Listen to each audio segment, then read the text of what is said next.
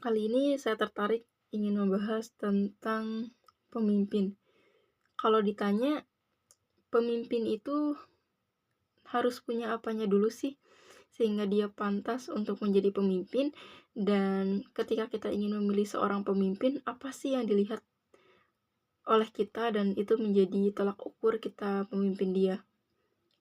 Astaga, maksud saya memilih pemimpin dia gitu ya. Nah, teman-teman semuanya, saya sempat menganalisis dan berpikir tentang itu ya. Pertama, dari sudut pandang saya pribadi, menurut saya seorang pemimpin itu harus memiliki beberapa karakter ini. Jika karakter ini dimiliki oleh pemimpin, menurut saya dia pantas untuk menjadi seorang pemimpin. Yang pertama itu adalah sikap terbuka.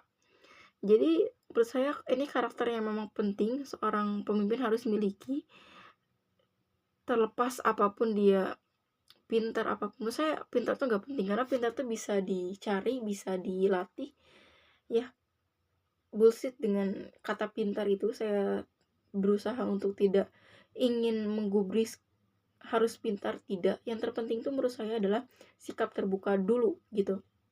Jadi seseorang yang menjadi sebuah pemimpin itu harus memiliki sikap terbuka, harus punya sikap terbuka, mau menerima pendapat, mau menerima kritik gitu ya, karena itu penting gitu ya. Karena kalaupun pintar tapi egoisnya tinggi ya, tidak mau menerima menghargai pendapat orang lain, tidak mau mendengar kritik, maunya gimana diri sendiri gitu ya, tidak terbuka kalau dia punya ide A harus A gitu ya, tidak terbuka terhadap gagasan-gagasan positif daripada B, C, dan lain-lain gitu ya. Itu menurut saya yang terpenting, itu lihat apakah seorang pemimpin tersebut punya sikap terbuka, mau belajar gitu ya, kayak gitu. Menurut saya itu bisa menjadi poin kriteria kamu bisa memilih dia jika dia memiliki sikap terbuka orangnya gitu.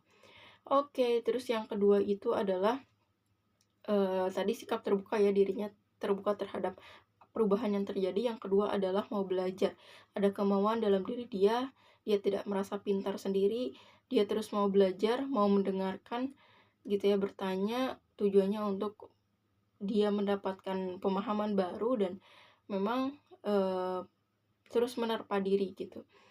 Itu menurut saya ada 2 poin penting. Kita lihat dulu apakah pemimpin tersebut punya 2 hal tersebut. Jika punya, menurut saya bisa menjadi pertimbangan kamu untuk memilih dia, selain daripada pertimbangan lainnya.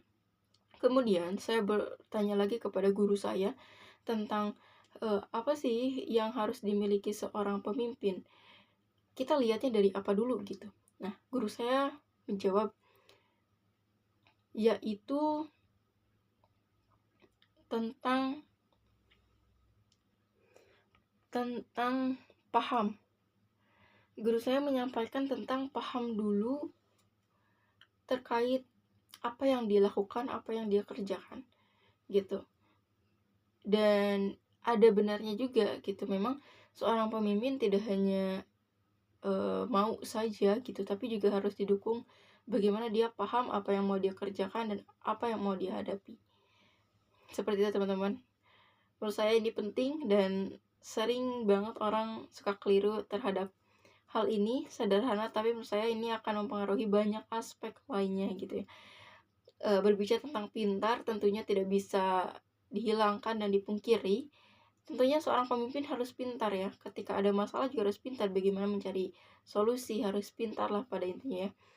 Memang itu penting, cuman maksud aku tuh pintar itu sebenarnya bukan menjadi patokan utama. Yang terpenting tuh tadi ya, sikap terbuka dan mau belajar, itu yang pada akhirnya juga nanti akan mengantarkan dia pada kepintaran itu sendiri terhadap hal yang mau dia hadapi di depan, tergantung konteks dia menjadi pemimpin dalam hal apa gitu ya maksudnya.